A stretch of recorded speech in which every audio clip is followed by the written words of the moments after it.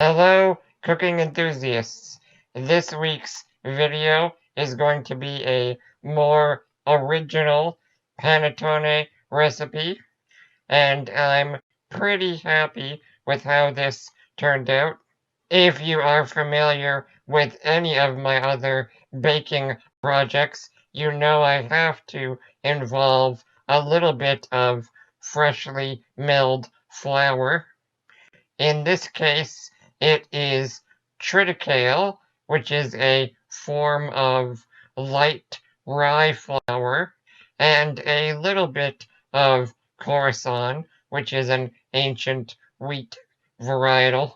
From there, we start to make the main dough, which starts with our stiff pre-ferment, also known as a biga.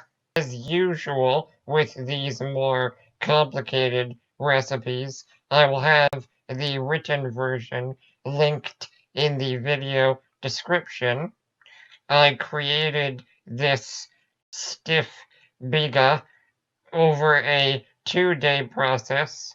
We weren't really used to making a dough this large usually, so we had a little flour explosion that we had to clean up and compensate for later.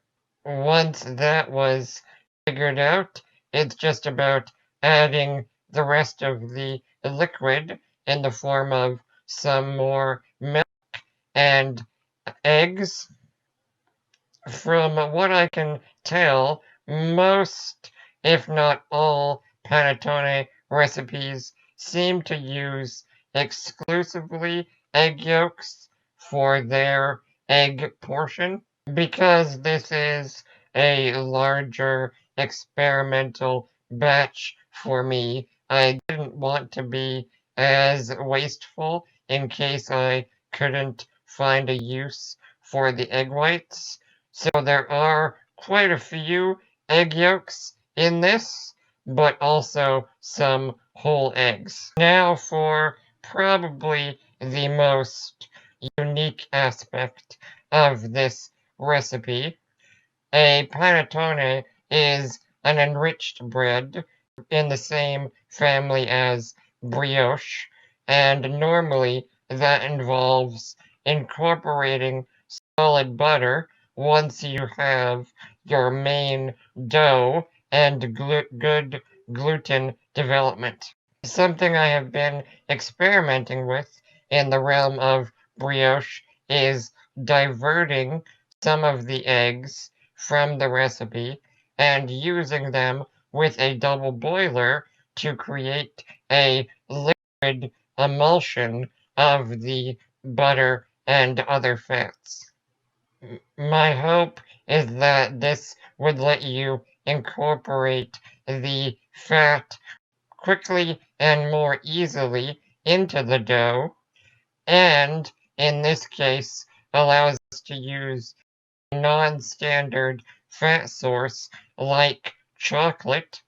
In this specific instance, there wasn't quite enough liquid phase in the emulsion, so the chocolate did seize up a little bit. But once we added the hazelnut paste as well, everything sort of smoothed out, and everything did end up incorporating nicely into the dough. I really wanted to try the combination, but next time I would probably only go for chocolate or hazelnut as a secondary fat flavor. From there, it was pretty much just about incorporating the salt and sugar, as well as some estimated flour from the previous incident. This is obviously heavily edited down, but ultimately it turned out quite nice. The next morning, you can see that the dough rose very nicely, which is much better than my previous batch. I should have mentioned that in addition to a small amount of yeast and sourdough in the stiff starter, the dry ingredients also contained additional yeast. And we are working with InstaFirm Gold label, which is important because it is a osmotolerant yeast, which means it can handle dough with a decent amount of added sugar. After splitting the dough, one of them we were going to work with that day, and the other one went back in the fridge for a full 24 hours, just out of scheduling.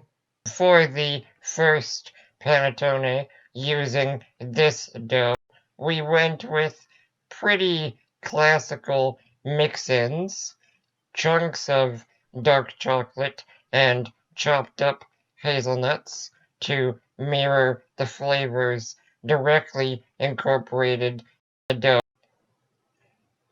as well as a mixture of dried fruit, raisins, cherries, blueberries that had been rehydrated with some bourbon and hot water to accelerate the process. In terms of getting this into the dough, we kind of just folded it in and did our best.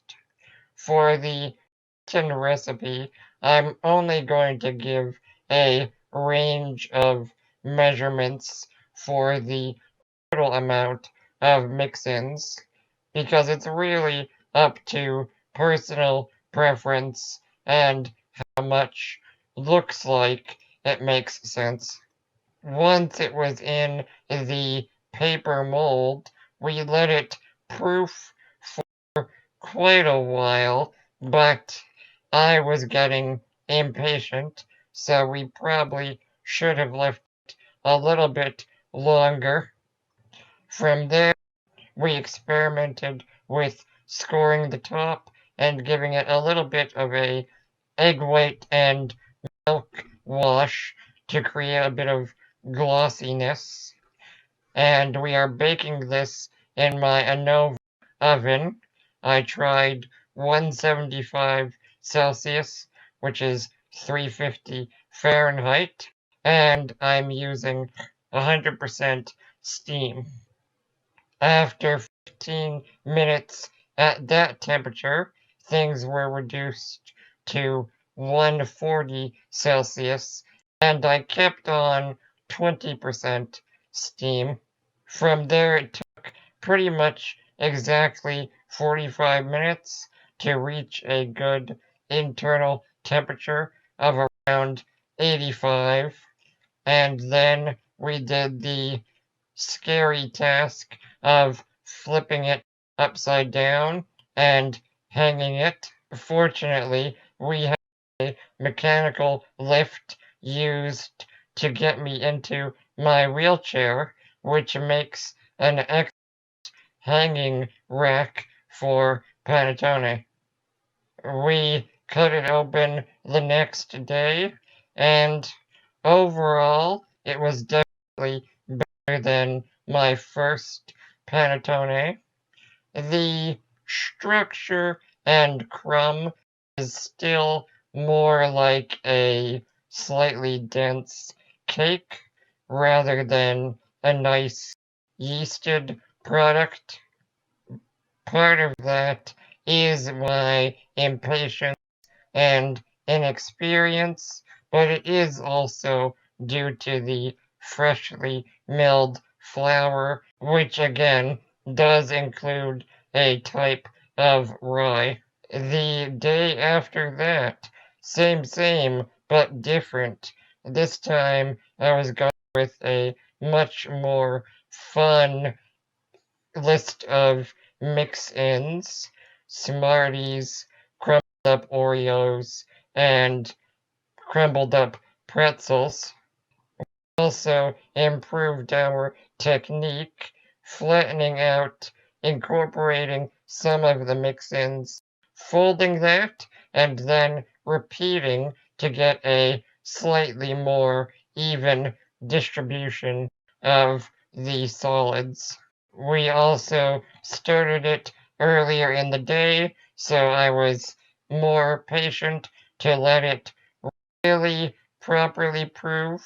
We also didn't bother scoring the top.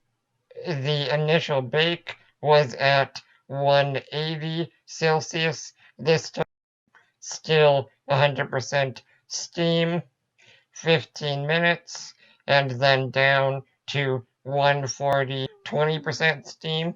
We were also getting better at the hanging, and I swear it wasn't just in our heads, but I do think this panettone did grow slightly from hanging upside down. And from there, it was just about tasting again. This one definitely had a better structure. Again, not as fluffy as their panettones, but that is still the experience and the choice of flowers. Obviously, the cookies and pretzels inside didn't stay crispy, but they still provided a pleasant flavor, and the ones that were on top were really crunchy and delicious. So ultimately, I'm really happy with how this turned out. I'm excited to do other panettones in the future. Please let me know if you have any questions in the comments. Otherwise, thank you for watching.